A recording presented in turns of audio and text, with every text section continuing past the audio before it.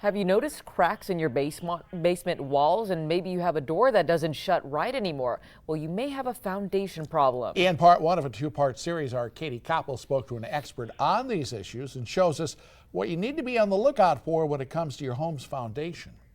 It's a problem no homeowner wants to see. Going to be cracks in the foundation, kind of like what you're seeing here.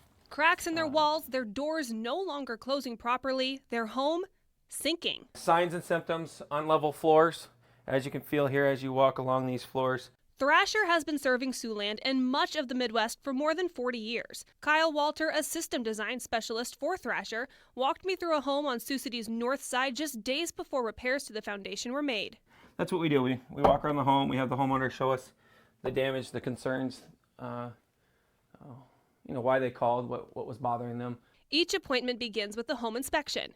Inside this home, Walter showed us the signs of foundation trouble.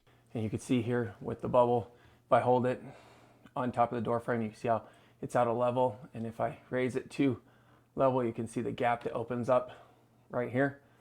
That's showing us that this side of the door frame is actually settled down. This happened on many doors in this home.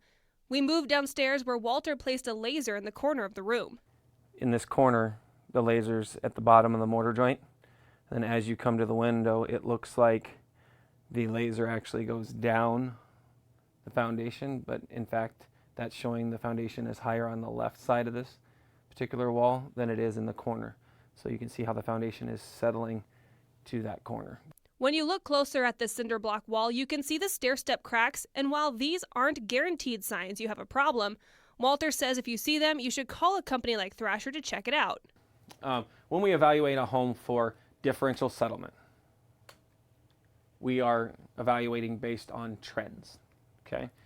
Cracking patterns, unlevel floors, things of that nature. So you might be asking yourself, at what point do I need to get it checked? The time to call in the professionals is when you've seen a shift that is new, when something's changed. There's no set period when you say this is when you have to fix it and this is when you don't worry about it. Some homeowners believe that every home settles when it's built. While there may be a little truth to that, when a home settles in a differential rate from the rest of the home, that is when you call. Other signs that you want to look out for is water seeping in from the walls and the floor, walls bowing inward, cracks along the ceiling, and one telltale sign.